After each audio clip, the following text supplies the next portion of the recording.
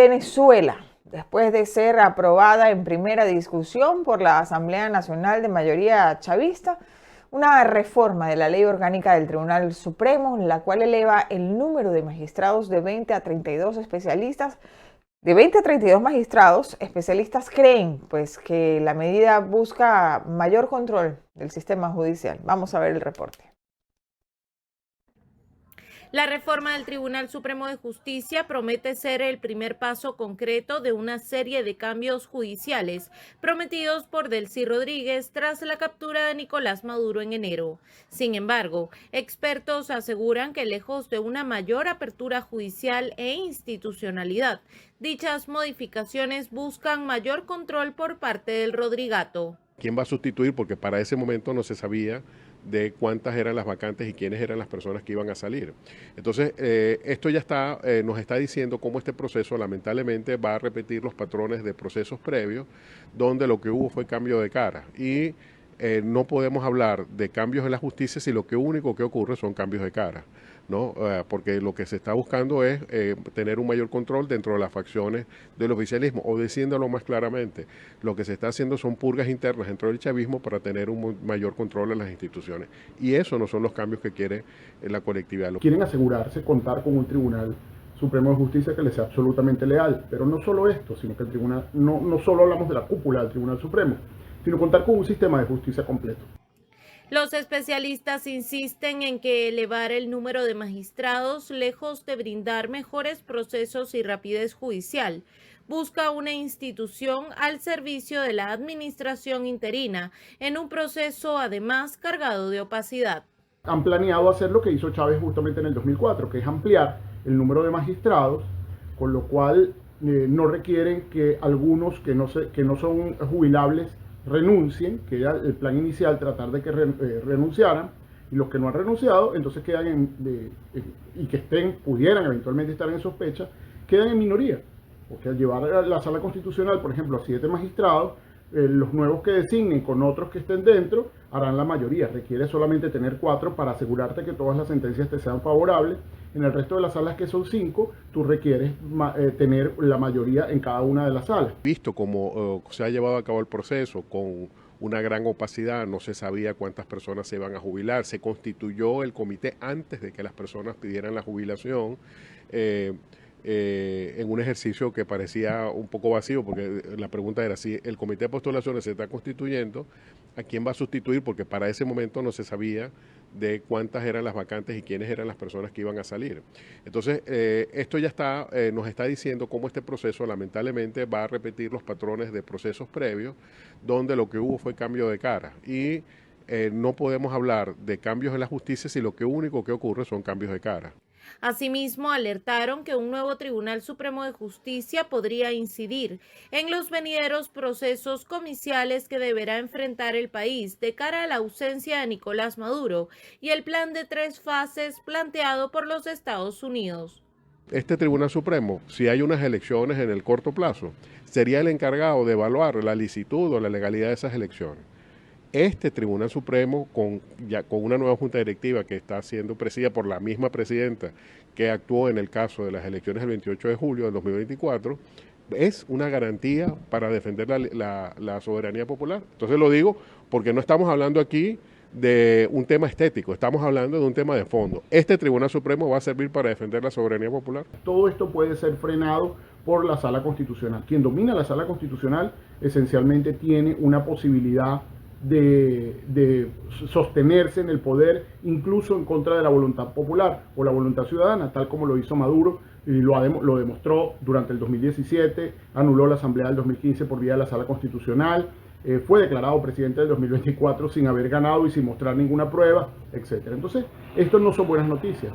En el periodo 2021-2025, la Asamblea Nacional dominada por el chavismo aprobó una reforma puntual de la ley orgánica del TSJ para reducir el número de los magistrados de 32 a 20 que se escogieron en 2021. Sin embargo, organizaciones han insistido que las reformas que se deben hacer en el sistema de justicia son de fondo y es necesaria una verdadera voluntad política para lograrlas. Y Albert Randim, secretario general de la Organización de Estados Americanos, pidió a las autoridades venezolanas la liberación de todos los presos políticos a través de la ya aprobada ley de amnistía. Apoyo, igual que todos han dicho en distintas ocasiones, las visitas in loco con el propósito de observar y evaluar la situación de derechos humanos que impulsará el proceso democrático que necesitamos en Venezuela. Las visitas in loco aportarán transparencia y rendición de cuentas como lo requiere la situación y lo que es más importante, el pueblo y que el pueblo venezolano merece. Como hemos señalado antes también, la situación de las personas privadas de libertad por motivos políticos en Venezuela es y debe ser una preocupación de derechos humanos para toda la región. Todas las personas detenidas por su posición política y sus opiniones representan un obstáculo para la estabilidad democrática y el proceso que necesita la región. Un retroceso en la persecución política no puede tolerarse en nuestro hemisferio. Reiteramos nuestro llamamiento a las autoridades de Venezuela para que aceleren sin ningún tipo de condiciones la liberación de todas las personas privadas de libertad por motivos políticos. En la sesión permanente de la OEA, la Comisión Interamericana de Derechos Humanos denunció que en Venezuela persiste una política sistemática de represión caracterizada por detenciones arbitrarias, torturas y desapariciones forzadas que mantienen a 454 personas tras las rejas por motivos políticos hasta abril de 2026. Durante la presentación del informe, la secretaria ejecutiva Tania Reynaud desestimó el impacto de la reciente ley de amnistía, calificándola como un gesto insuficiente que se traduce en una libertad vigilada, ya que la mayoría de los beneficiarios enfrentan medidas restrictivas.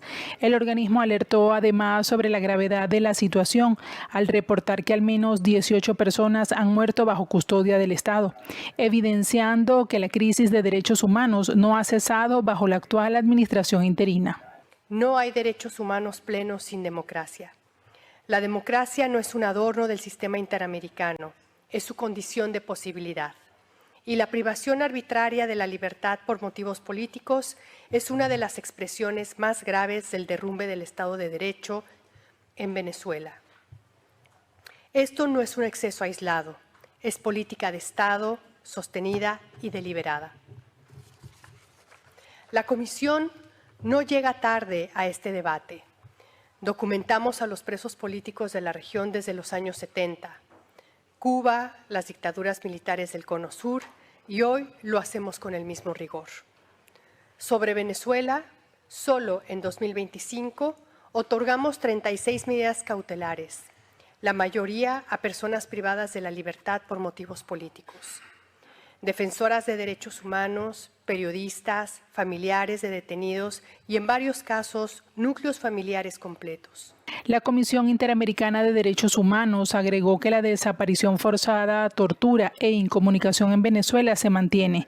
Ante la presentación del informe, Colombia, Canadá, Argentina y Perú mostraron su preocupación ante la situación de derechos humanos en Venezuela, mientras que Paraguay pidió ante la OEA avanzar con medidas concretas para apoyar la transición democrática en el país. Y por su parte, la Coalición Sindical Nacional entregará un documento ante la Embajada de los Estados Unidos para denunciar la crisis que aseguran atraviesa el sector laboral en Venezuela. Margot Monasterios, dirigente sindical, explicó que el documento expone la existencia de una coyuntura marcada por la represión, el hostigamiento y la imposición de sueldos que calificaron de miserables, para hacerle entrega de lo que realmente está sucediendo aquí con nosotros, la violencia que hay contra los trabajadores y sobre todo contra toda la coalición sindical a nivel nacional. Desde la dirigencia sindical aprovecharon la oportunidad para solicitar a la Embajada de los Estados Unidos adelantar el plan de 3 fases propuesto por la administración de Donald Trump y establecer un cronograma electoral en Venezuela. Se hagan elecciones ya, hagan un cronograma para salir de esta locura, porque no veo ninguna otra forma de hacerlo. Hay que hacer elecciones en este país. Si ya ustedes con su transición vean lo que está sucediendo, no se puede. Elecciones ya, definitivamente. La gente ya lo que quiere es salir de esta situación y volver a la Venezuela que realmente nos merecemos, de libertad, de justicia, de trabajo, de poder tener las mejores cosas por ser un país tan rico, tan multimillonario. Es la segunda oportunidad en la que desde la coalición sindical insisten en entregar una comunicación a la Embajada de los Estados Unidos en Caracas. Y por su parte, este miércoles la Asociación Nacional de Supermercados y Autoservicios señaló que el venezolano debe abastecerse hasta 4 veces a la semana, debido a la pérdida del poder adquisitivo. Los venezolanos ahora se abastecen hasta 3 o 4 veces a la semana dependiendo de sus ingresos, que no han mejorado significativamente, a pesar del reciente ajuste de bonificaciones, una realidad que demuestra cómo el patrón de consumo ha tenido que adaptarse ante la pérdida del poder adquisitivo. Aquí uno hace el que está trabajando y lo que medio gana una semana y aguantarse con una semana porque ya no viene más nada.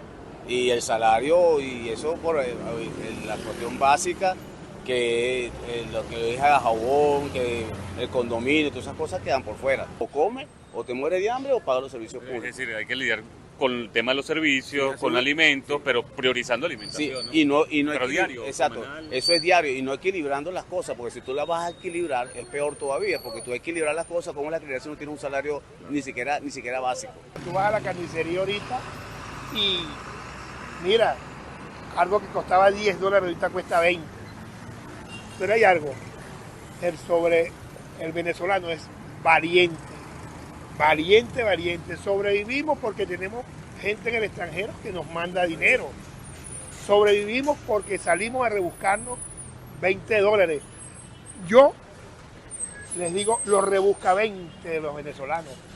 Todos buscamos $20 en la calle para poder sobrevivir. Es diariamente que tenemos que buscar para poder comer. Para el economista Luis Crespo, esta realidad pudiera verse aún más compleja tras el anuncio del pasado 30 de abril, que terminó de pulverizar cualquier expectativa de mejora salarial en lo inmediato. Eso describe la situación de precariedad en la que se encuentran las familias venezolanas, que están nuevamente buscando estrategias de supervivencia para hacer rendir los pocos recursos que recibe. La precariedad se expresa en la insatisfacción de necesidades, en que tú no puedas consumir alimentos, puedas cumplir con garantizar la satisfacción de necesidades como salud, educación, transporte y de acceso. Es real, los niveles de pobreza en el país superan el 75%, esa es la pobreza por la vía de ingresos, la pobreza multidimensional, que es la que mide la pobreza de acceso a salud, educación y otras necesidades, supera el 50%.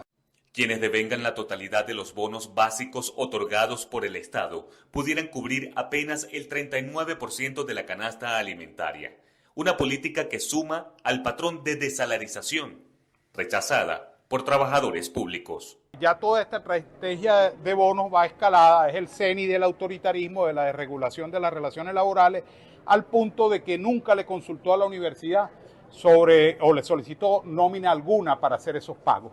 Lo hizo en forma unilateral y, como suele ser en estos casos, lo hizo en forma errática.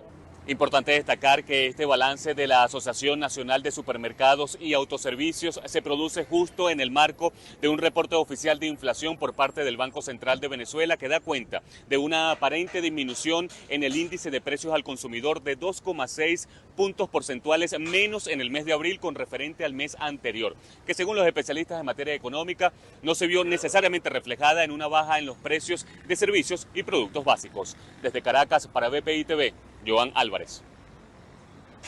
Gracias, Joan, por tu reporte. Y un informe presentado por la organización no gubernamental Prepara Familia señaló que al menos un 70% de las madres cuidadoras en centros de salud pública del país sufren de fuerte deterioro en su salud mental y psicológico derivado del estrés y la ansiedad, mientras que un 63% manifiesta sentir angustia y temor por no poder comprar medicamentos. El rol de las madres cuidadoras es fundamental en la atención de niños, niñas y adolescentes con enfermedades crónicas graves. Un estudio titulado Cuidado y Salud Mental, estudio del estrés psicológico en mujeres cuidadoras de niños, niñas y adolescentes en hospitales públicos, reveló la dura realidad que enfrentan estas mujeres, muchas de ellas en situación de extrema pobreza. El informe detalla cifras preocupantes. Un 85% de las madres entrevistadas han manifestado sentir angustia, 77% preocupación constante, 72% tristeza, 53% dolor y un 52% desesperación, como emociones recurrentes durante su estancia en el hospital. Muchas de ellas con otros hijos experimentan sentimientos de culpa por no poder brindarles una mayor cantidad de tiempo por su rol de cuidadoras. 21% dicen que se sienten tristes siempre, ¿no es cierto? Sienten tristeza, una gran tristeza, y ansiedad, ¿no es cierto? Casi el 77% dicen que tienen ansiedad, que tienen fatiga y que se distraen fácilmente, lo cual indica situaciones importantes de angustia y tristeza. A estas condiciones se les suman los problemas físicos. Un 53% de las mujeres se reportaron sufrir alguna enfermedad o problema de salud, el cual se deja en un segundo plano en muchos de los casos por la urgencia del cuidado a sus hijos, mientras 8 de cada 10 mujeres aseguran tener alteraciones en el sueño. Entonces hay consecuencias físicas, cansancio, falta de apetito, a veces apetito desmesurado, ¿no es cierto? Alteraciones del sueño, dolores musculares, palpitaciones y abandono en general. Luego hay aspectos psicológicos de este impacto que son la depresión, la tristeza, el estrés, la ansiedad, nos decía la compañera, sentimientos de culpa por no encontrar el camino para lograr una solución, disminución de la autoestima, cambios de humor, irritabilidad, dificultad para concentrarse, insomnio. 78% de las madres entrevistadas atienden a sus hijos en el Hospital de Niños JM de Los Ríos. 43% de ellas viaja desde el interior del país hacia Caracas para acompañar a sus hijos y 44% no cuenta con el apoyo de una pareja. La mayoría dedica 1 hora o menos al cuidado personal diario. Desde Prepara Familia exigieron al Estado mayor acompañamiento para estas mujeres, con programas de atención psicosocial y políticas públicas que reconozcan y alivien la carga que soportan estas madres. La madre del estudiante de la UCB, Faustino Hermoso, exigió información de su paradero y una fe de vida, luego de que fuese detenido por autoridades del régimen hace más de 6 días. Yajaira Cruz, madre de Faustino Hermoso, responsabiliza a las autoridades del régimen venezolano de cualquier situación que afecte la integridad física y mental de su hijo. Hasta la fecha desconoce qué pasó con él luego de su detención. Esperé hasta esta hora para ver si tenía razón de mi muchacho y en realidad nada, no aparece por ningún lado y de verdad responsabilizo al gobierno por lo que le pase a mi hijo, porque no es justo que ya son 6 días y no sé nada de él, no tengo fe de vida de él, y en donde vamos dicen que allí no está. Les agradezco al gobierno, lo responsabilizo por la salud física y mental de mi hijo. Faustino Hermoso fue capturado por funcionarios del Comando Nacional Antiextorsión y Secuestro el pasado miércoles 29 de abril en la Avenida Victoria, en Caracas. Desde ese momento se desconoce su paradero y el motivo de su detención.